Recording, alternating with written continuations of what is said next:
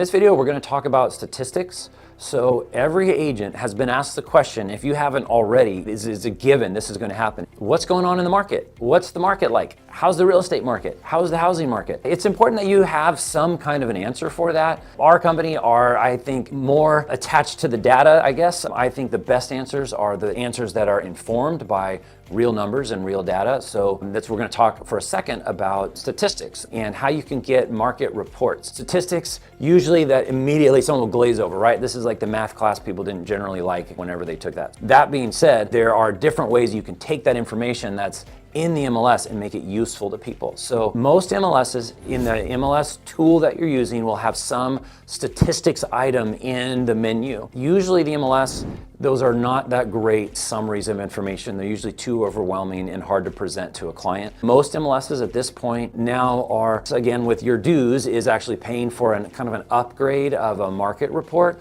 that is available. And so depending on what that is, a couple of the common names are like InfoSparks is one. It's a third-party information that may be tied into your MLS.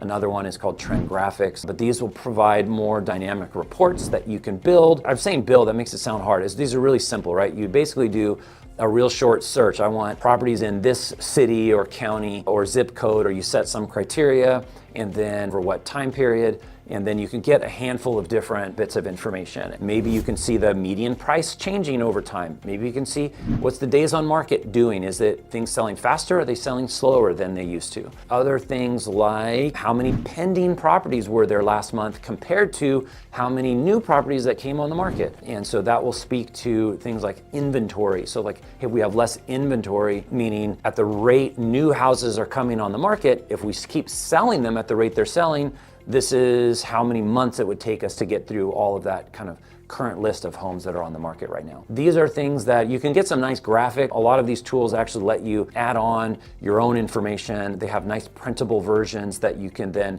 either email directly to a client or save as a PDF.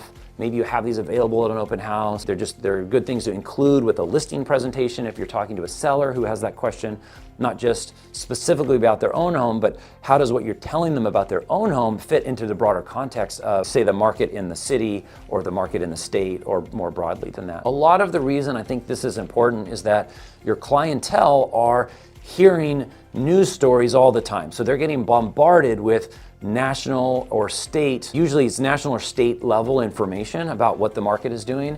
And so they may have some preconceived notion about that.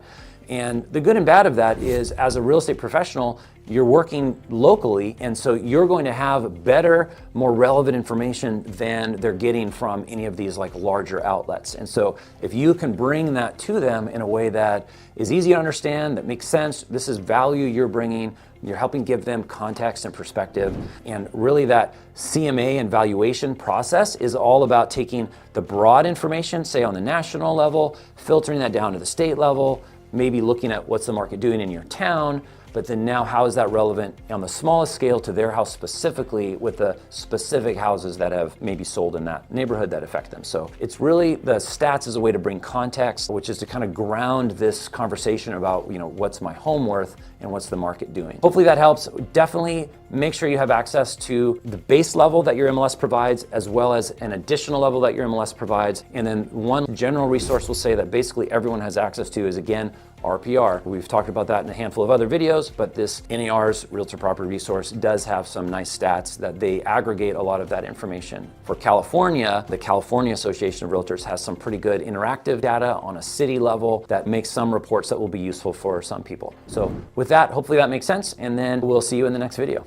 Thanks for watching. I hope this was helpful. If you learned something, or if this helped you solve a problem, follow me for more.